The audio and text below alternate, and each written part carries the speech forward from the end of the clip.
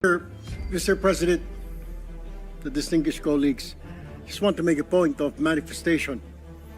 I was the one who said this morning that sometimes we have to bend law. We don't have to. The point is, there's a Latin word that says, vox populi, vox Dei, the voice of the people, it's the voice of God. Now, let me ask you, Mr. President, is our law higher than the voice of God? Is our law higher than the voice of the people? Mr. President, the law is supposed to protect the people. What we are asking, Mr. President, is the return of the value of good faith. I understand, Mr. President, what the gentleman from Pampanga this morning was saying, that it is not a requisite to return the money na kinuha po ng mga kontraktor, ng mga kumita po sa flood control project, Mr. President. Tama po yun, hindi po. At meron pong prosesong sinusunod tayo na kailangan sundin. Pag gumulong na yung batas, hayaan ang korte ang magsabi. Mr. President, tens of thousands of people went out last Sunday. Narinig ko po, hindi ko po alam kung yung makasama natin narinig. Narinig ko po yung sigaw ng taong bayan. Ibalik ang pera namin. Malinaw po. And I was asked by a reporter, by an interview, your comment. I said the message is loud and clear, Mr. President. Ayusin natin sa gobyerno ang ating mga trabaho. Iwasan po mahulog sa korupsyon. The people are demanding that these people, contractors, DPWH officials, including politicians who made wealth, kumita po sa flood control, na kung maaari isoli nila ang kanilang ninakaw sa bayan. And I think that is the right thing to do. Ang problema kasi, Mr. President, kung susundin natin ang batas, alam naman po natin ang pagdinig sa ating bayan ay buwan at taon ang inaabot. Baka pagdating po sa dulo, wala na pong makuha ang gobyerno sa mga taong ito.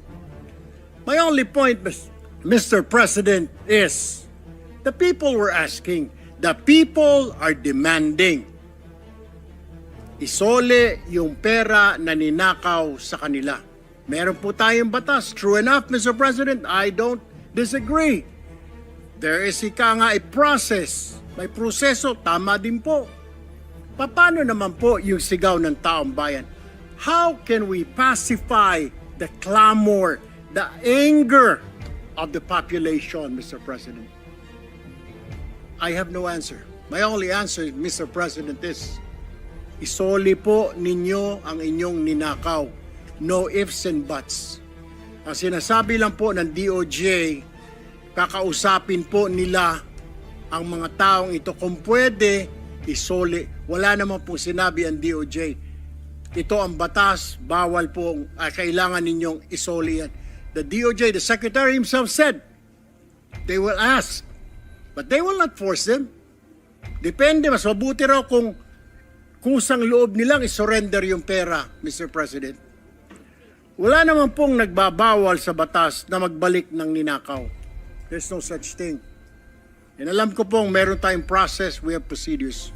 But my only point is, Mr. President, whether I'm right or wrong, I stand to the wishes of the public, of the Filipino people, ibalik ang perang ninakaw sa kanila. Period, Mr. President. Thank you, Mr. President. Thank you, Senator Erwin Tulfo.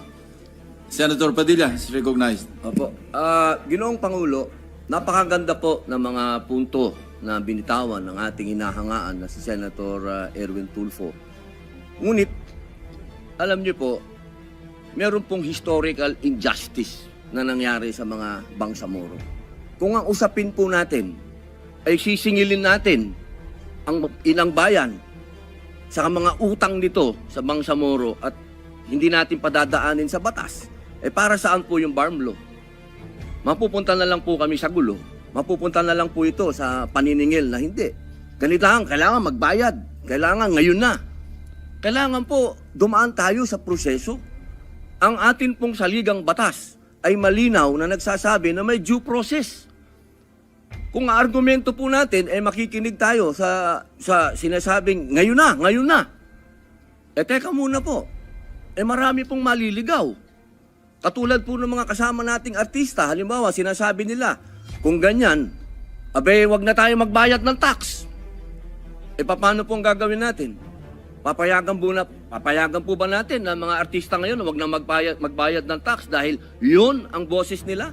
Yun ang voice of God? Yun ang voice of the people? Ang gusto ng mga tao, lahat ng tao ngayon ayaw na magbayad ng tax. Dahil sa nangyayaring ito. Ang gusto ko lamang pong linawin, Ginoong Pangulo, tama po, naniniwala po ako na ang tao'y galit na. Dapat lang po silang magalit. Marami nang talagang ghost project. Ang dami na pong nangyayaring ito. Pero sana po, intindihin po natin din yung mga kababayan natin sa malalayong lugar na humahanap ng hustisya. Madami pong mga kababayan natin, katulad ng mga katutubo, na humihingi din po ng hustisya yan. Pero dinadaan po natin sa batas ang pagnanakaw sa kanilang mga lupain. Ang pagnanakaw sa mga mineral resources nila. Pero lagi natin sinasabi, may batas tayong dapat sundin. Paano kung isang araw gusto din nilang ng anarchy? Gusto din nilang magkagulo? Gusto din nilang lumusob sa Malacanang, pumunta ng Mindiola? Yun po yung mga bagay po na dapat po natin ding isipin. Ako po'y hindi kontra kahit kanino dito. Ako po'y number 1 supporter ng lahat nandito. Pero pagdating po sa usapin, na tayo'y magkakaroon na naman ng pag-aaklas. 20 taon na po ako sa Mindanao. Alam po yan ng kapatid ko na si Senator Mig Subiri na umiikot dyan sa mga liblib na lugar para kumbinsin ng mga taong sumunod tayo sa batas. Yun lamang po, mga senador tayo. Gumagawa tayo ng batas. Ang batas kailangan sundin natin tayo mismo. Yun lamang po. Wala naman akong gustong sabihin kundi yun lang. Maraming salamat po. Senator Erwin Tulfo is recognized. Mr. President, just last point. Hindi po kahit kailan nagnakaw ang Bangsamoro. Tell you, kung mga kasama po natin, 20 years na pong nag-ikot sa Mindanao. Ako, lumaki po ng Mindanao. I've been to Hulo, I've been to Basilan, I've been to Tawi-Tawi, I've been to Marawi. Maro nga po ako magsalita ng Tausog eh. But anyway, ang sinasabi ko lamang po, wala pong ninakaw, kaya iba po yun eh. Parang you're comparing apples to oranges. Yung Bangsamoro po, hindi po nagnakaw, kaya yung sinasabi na kailangan kasuhan or something, hindi po eh. Ang sinasabi ko lang po, ito'y malinaw na yung sinisigaw po ng mga kababayan natin ni Sole. And that's my own opinion, Mr. President. We have to return it. Kusa po, kung gusto po, kung sincero silang maging state witness, gusto po nilang mapasok sa Department of Justice, then siguro po, in good faith, Mr. President, isoli po nila yung mga nakuha po nila. That is all, Mr. President. I have no further statements. Thank you, Mr. President. Thank you, Senator Erwin Tulfo. Majority. Mr. President, the distinguished colleagues, just want to make a point of manifestation. I was the one who said this morning that sometimes we have to bend law. We don't have to. The point is, there's a Latin word that says, Vox Populi, Vox Dei. The voice of the people is the voice of God. Now let me ask you, Mr. President, is our law higher than the voice of God? Is our law higher than the voice of the people? Mr. President, the law is supposed to protect the people. What we are asking, Mr. President, is the return of the value of good faith. I understand, Mr. President, what the gentleman from Pampanga this morning was saying, that it is not a requisite to return the money na kinuha po ng mga kontraktor, ng mga kumita po sa flood control project, Mr. President. Tama po yun, hindi po. At meron pong prosesong sinusunod tayo na kailangan sundin. Pag gumulong na yung batas, hayaan ang korte ang magsabi, Mr. President, tens of thousands of people went out last Sunday. Narinig ko po, hindi ko po alam kung yung mga kasama natin narinig. Narinig ko po yung sigaw ng taong bayan. Ibalik ang pera namin. Malinaw po.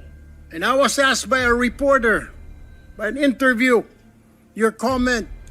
I said the message is loud and clear, Mr. President. Ayusin natin sa gobyerno ang ating mga trabaho.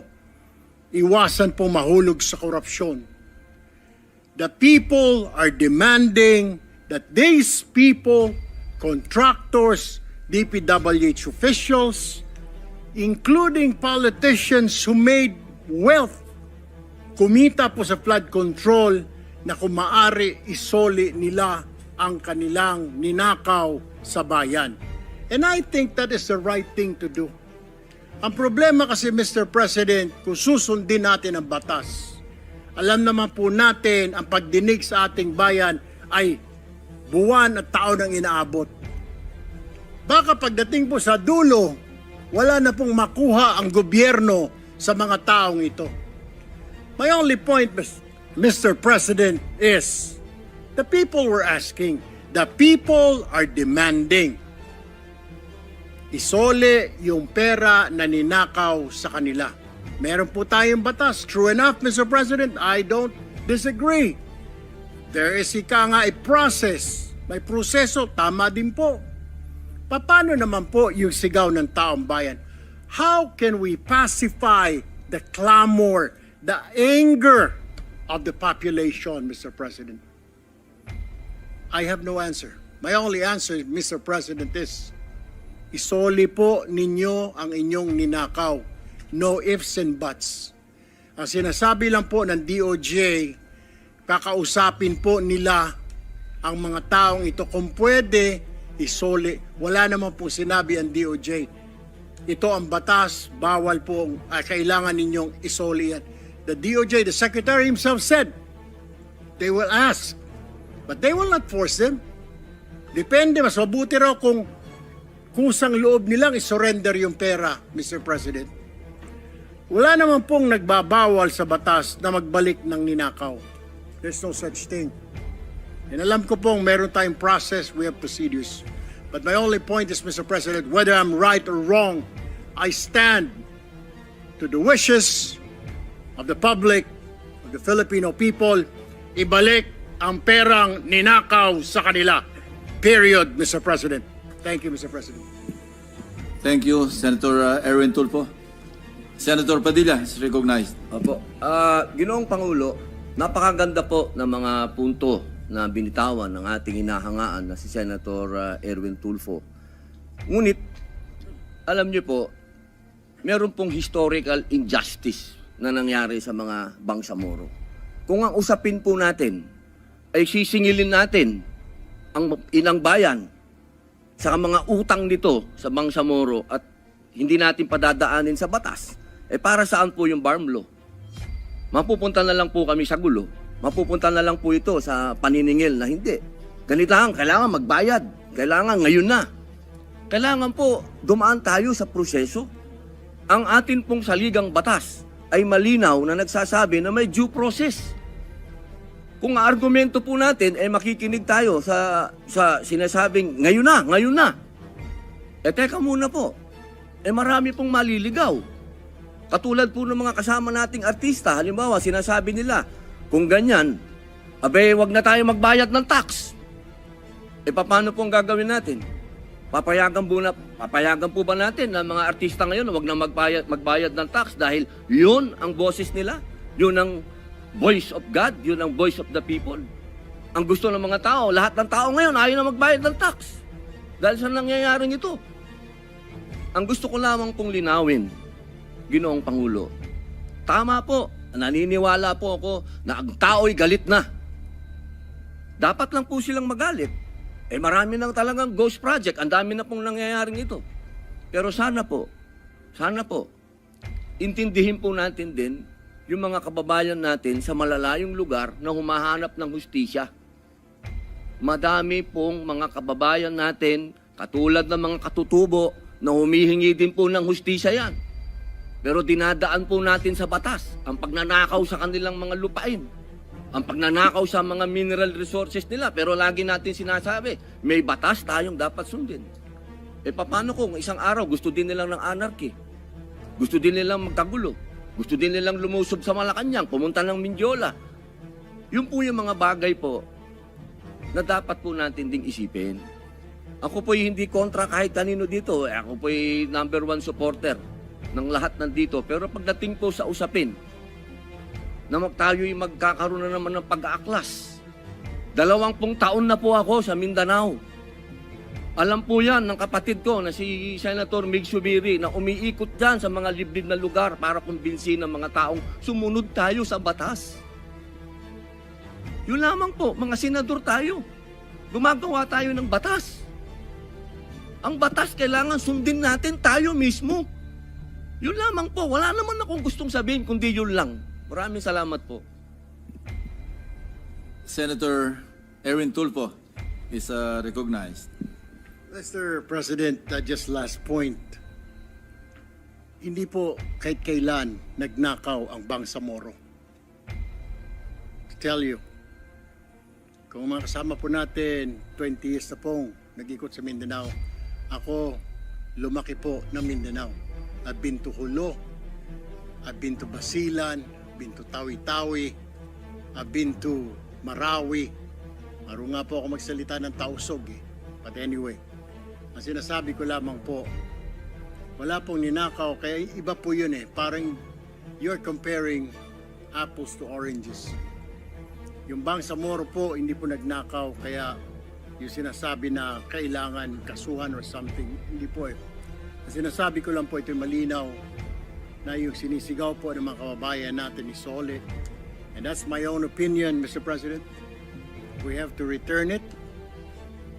Kusa po, kung gusto po, kung sincero silang maging state witness, gusto po nilang mapasok sa Department of Justice, then siguro po, in good faith, Mr. President, isoli po nila yung mga nakuha po nila.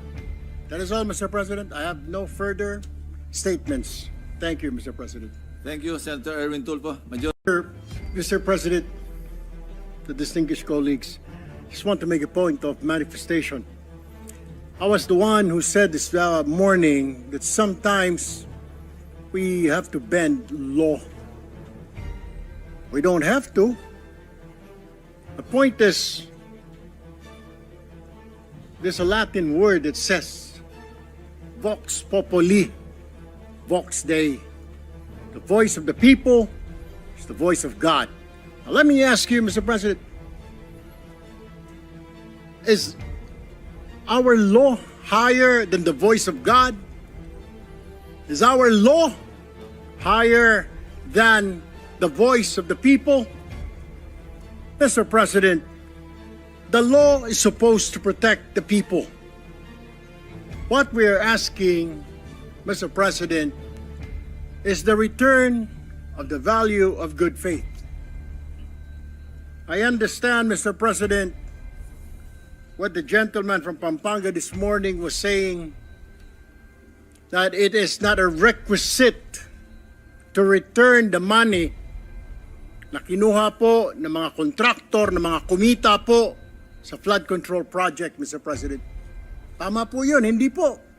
At meron pong prosesong sinusunod tayo na kailangan sundin. Pag gumulong na yung batas, hayaan ang korte ang magsabi. Mr. President, tens of thousands of people went out last Sunday. Narinig ko po, hindi ko po alam kung yung mga kasama natin narinig. Narinig ko po yung sigaw ng taong bayan. Ibalik ang pera namin. Malinaw po. And I was asked by a reporter, by an interview, your comment. I said the message is loud and clear, Mr. President. Ayusin natin sa gobyerno ang ating mga trabaho. Iwasan po mahulog sa korupsyon. The people are demanding that these people, contractors, DPWH officials, including politicians who made wealth, kumita po sa flood control, na kung maaari isoli nila ang kanilang ninakaw sa bayan. And I think that is the right thing to do. Ang problema kasi, Mr. President, kung susundin natin ang batas, alam naman po natin ang pagdinig sa ating bayan ay buwan at taon ang inaabot. Baka pagdating po sa dulo, wala na pong makuha ang gobyerno sa mga taong ito. My only point, Mr. President, is the people were asking, the people are demanding. Isole yung pera na ninakaw sa kanila. Meron po tayong batas. True enough, Mr. President, I don't disagree. There is a process. May proseso, tama din po. Paano naman po yung sigaw ng taong bayan? How can we pacify the clamor, the anger of the population, Mr. President? I have no answer. My only answer, Mr. President, is isoli po ninyo ang inyong ninakaw. No ifs and buts. Ang sinasabi lang po ng DOJ, kakausapin po nila ang mga taong ito. Kung pwede, isoli. Wala naman po sinabi ang DOJ. Ito ang batas, bawal po, kailangan ninyong isoli yan. The DOJ, the Secretary himself said, they will ask, but they will not force them. Depende, mas mabuti raw kung kusang loob nilang isurrender yung pera, Mr. President. Wala naman pong nagbabawal sa batas na magbalik ng ninakaw. There's no such thing. And alam ko pong meron tayong process, we have procedures. But my only point is, Mr. President, whether I'm right or wrong, I stand to the wishes of the public, of the Filipino people, ibalik ang perang ninakaw sa kanila. Period, Mr. President. Thank you, Mr. President. Thank you, Senator Erwin Tulfo. Senator Padilla is recognized. Opo. Ginoong Pangulo, napakaganda po ng mga punto na binitawan ng ating inahangaan na si Senator Erwin Tulfo. Ngunit, alam niyo po, meron pong historical injustice na nangyari sa mga Bangsamoro. Kung ang usapin po natin ay sisingilin natin ang inang bayan sa mga utang nito sa Bangsamoro at hindi natin padadaanin sa batas, para saan po yung farm law? Mapupunta na lang po kami sa gulo. Mapupunta na lang po ito sa paniningil na hindi. Kailangan magbayad. Kailangan ngayon na. Kailangan po dumaan tayo sa proseso. Ang atin pong saligang batas ay malinaw na nagsasabi na may due process. Kung argumento po natin ay makikinig tayo sa sinasabing ngayon na. Teka muna po. Marami pong maliligaw. Katulad po ng mga kasama nating artista, halimbawa sinasabi nila, kung ganyan, wag na tayo magbayad ng tax. Paano po ang gagawin natin? Papayagan po ba natin na mga artista ngayon wag na magbayad ng tax dahil yun ang boses nila? Yun ang voice of God? Yun ang voice of the people? Ang gusto ng mga tao, lahat ng tao ngayon ayaw na magbayad ng tax. Dahil sa nangyayaring ito. Ang gusto ko lamang pong linawin, Ginoong Pangulo, tama po, naniniwala po ako na ang tao'y galit na. Dapat lang po silang magalit. Marami nang talagang ghost project. Ang dami na pong nangyayaring ito. Pero sana po, intindihin po natin din yung mga kababayan natin sa malalayong lugar na humahanap ng hustisya. madami pong mga kababayan natin, katulad ng mga katutubo, na humihingi din po ng hustisya yan. Pero dinadaan po natin sa batas ang pagnanakaw sa kanilang mga lupain, ang pagnanakaw sa mga mineral resources nila. Pero lagi natin sinasabi, may batas tayong dapat sundin. E paano kung isang araw gusto din nilang ng anarchy? Gusto din nilang magkagulo? Gusto din nilang lumusob sa Malacanang, pumunta ng Mindiola? Yun po yung mga bagay po na dapat po natin ding isipin. Ako po'y hindi kontra kahit kanino dito. Ako po'y number 1 supporter ng lahat nandito. Pero pagdating po sa usapin, na tayo'y magkakaroon na naman ng pag-aaklas. 20 taon na po ako sa Mindanao. Alam po yan ng kapatid ko na si Senator Mig Subiri na umiikot dyan sa mga liblib na lugar para kumbinsin ng mga taong sumunod tayo sa batas. Yun lamang po, mga senador tayo. Gumagawa tayo ng batas. Ang batas kailangan sundin natin tayo mismo. Yun lamang po, wala naman akong gustong sabihin kundi yun lang. Maraming salamat po. Senator Erwin Tulfo is recognized. Mr. President, just last point. Hindi po kahit kailan nagnakaw ang Bangsamoro. Tell you, kung mga kasama po natin, 20 years na pong nag-ikot sa Mindanao. Ako, lumaki po ng Mindanao. I've been to Hulo, I've been to Basilan, I've been to Tawi-Tawi, I've been to Marawi. Maro nga po ako magsalita ng Tausog eh. But anyway, ang sinasabi ko lamang po, wala pong ninakaw, kaya iba po yun eh. Parang you're comparing apples to oranges. Yung Bangsamoro po, hindi po nagnakaw, kaya yung sinasabi na kailangan kasuhan or something, hindi po eh. Ang sinasabi ko lang po, ito'y malinaw na yung sinisigaw po ng mga kababayan natin ni Sole. And that's my own opinion, Mr. President. We have to return it. Kusa po, kung gusto po, kung sincero silang maging state witness, gusto po nilang mapasok sa Department of Justice, then siguro po, in good faith, Mr. President, isoli po nila yung mga nakuha po nila. That is all, Mr. President. I have no further statements. Thank you, Mr. President. Thank you, Senator Erwin Tulfo. Majority. Mr. President, the distinguished colleagues, just want to make a point of manifestation. I was the one who said this morning that sometimes we have to bend law. We don't have to. The point is, there's a Latin word that says, Vox Populi, Vox Dei. The voice of the people is the voice of God. Now let me ask you, Mr. President, is our law higher than the voice of God? Is our law higher than the voice of the people? Mr. President, the law is supposed to protect the people. What we are asking, Mr. President, is the return of the value of good faith. I understand, Mr. President, what the gentleman from Pampanga this morning was saying, that it is not a requisite to return the money na kinuha po ng mga kontraktor, ng mga kumita po sa flood control project, Mr. President. Tama po yun, hindi po. At meron pong prosesong sinusunod tayo na kailangan sundin. Pag gumulong na yung batas, hayaan ng korte ang magsabi, Mr. President, tens of thousands of people went out last Sunday. Narinig ko po, hindi ko po alam kung yung mga kasama natin narinig. Narinig ko po yung sigaw ng taong bayan. Ibalik ang pera namin. Malinaw po. And I was asked by a reporter, by an interview, your comment. I said the message is loud and clear, Mr. President.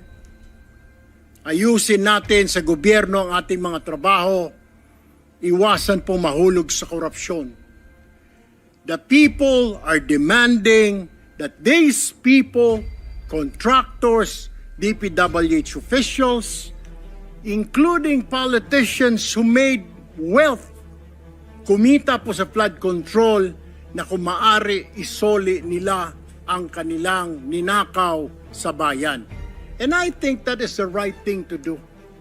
Ang problema kasi, Mr. President, kung susundin natin ang batas, alam naman po natin ang pagdinig sa ating bayan ay buwan at taon ang inaabot.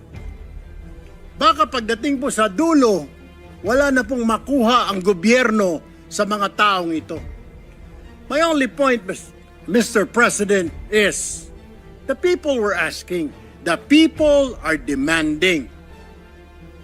Isole yung pera na ninakaw sa kanila. Meron po tayong batas. True enough, Mr. President, I don't disagree. There is a process. May proseso, tama din po. Paano naman po yung sigaw ng taong bayan? How can we pacify the clamor, the anger of the population, Mr. President? I have no answer. My only answer, Mr. President, is isoli po ninyo ang inyong ninakaw. No ifs and buts. Ang sinasabi lang po ng DOJ, kakausapin po nila ang mga taong ito kung pwede isoli. Wala naman po sinabi ang DOJ. Ito ang batas, bawal po, kailangan ninyong isoli yan.